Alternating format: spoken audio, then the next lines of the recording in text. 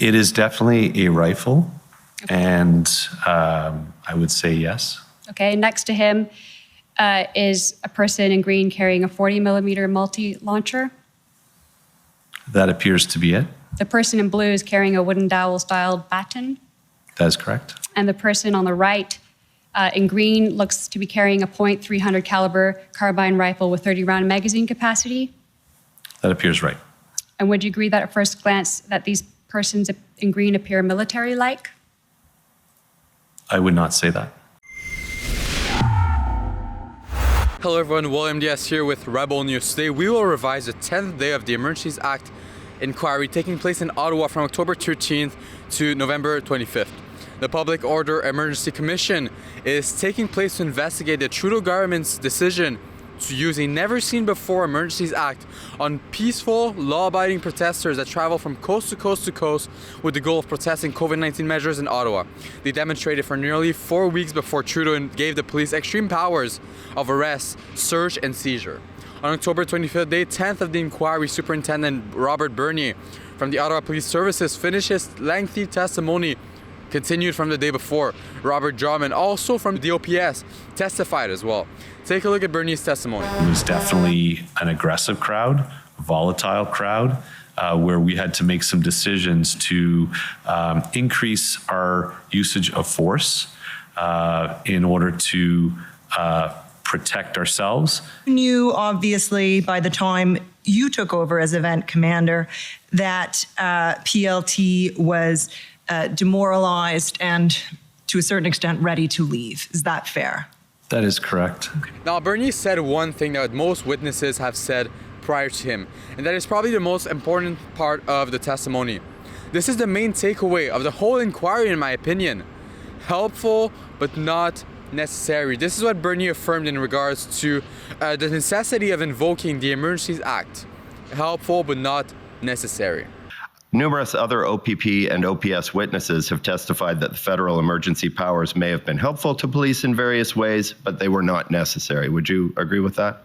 Yes. And finally, probably the most shocking line of questioning of the afternoon was when convoy lawyer Bathsheba Vandenberg showed video evidence of an officer beating up a protester with his rifle, not using the butt of the stock, but the barrel on the demonstrator. And Bernier's response? Well, it was shocking. Watch how he reacted to this shocking, disturbing video. Not enough for me to see what exactly is going on. But you can see that there is a police officer in the back beating a protester with a rifle. There is not enough for me to see what is actually happening behind We continue bodies. Now, moving on to the second witness of the day, we will take a look at Robert Drummond's testimony. I had dealings up at that street. I'd been up to Rideau and Sussex during the course of the events. Right, and did they just go and tell you, someone approached you, you're saying, and said, no, we're not moving? They made it clear on a number of occasions they weren't too happy. But you knew from your PLT work that Tom Marazzo had apparent control of 322 trucks, and that was on February 7th. That's in your own document. Correct. And so if you move the barriers and the deal went through, as discussed on February 8th, right, it could have been done.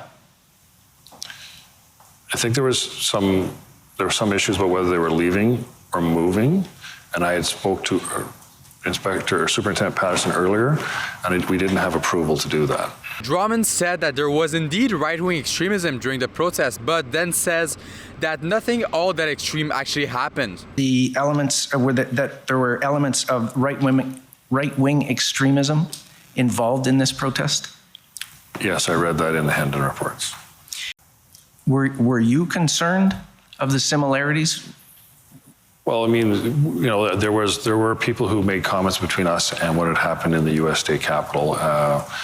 You know, there were similarities to what occurred. I mean, we didn't have the same storming of the Hill type that the Americans had. We had, you know, vehicles camped out on roadways. So there were differences. We didn't have the same level of violence and mischief that had occurred down in Washington. Drummond was pressed on police being friendly with people in the convoy when taking selfies with protesters. We had some information. There were different OPP were keeping an eye on some of the ones that are outside the city of Ottawa, Arm Prior, the one in the East End. Okay. They were sharing intelligence on that.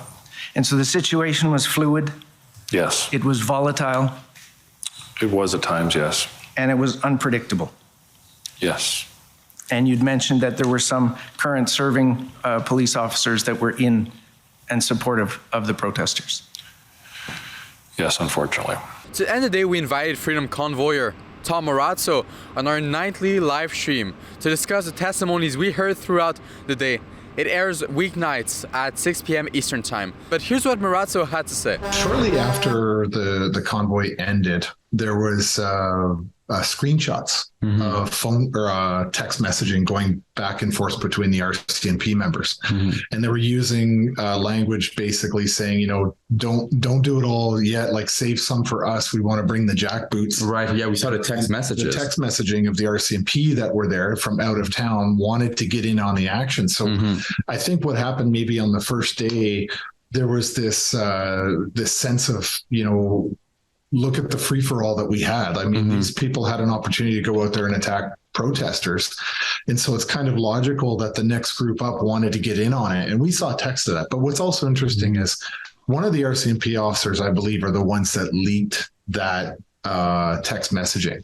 So you're seeing inside, and I don't know if you remember, Alexa, but there was a lot of reports where when we were standing on the line there, you know, with the protesters against the police, there was a lot of reports. I didn't see it, but I had heard it, that if a police officer actually engaged whatsoever with one of the protesters, their supervisor would pull them right off the line and plug the hole with somebody who was more disciplined or more less unsympathetic to what they were doing, right? Marazzo will be testifying in front of the commission next week here in Ottawa. Stay tuned for more. Thank you for your time. This was William Diaz here with Rebel News. If you want to see more about what is going on here in Ottawa for the next few weeks, and if you want to help us fund our independent journalism straight from the nation's capital, please head on to truckercommission.com.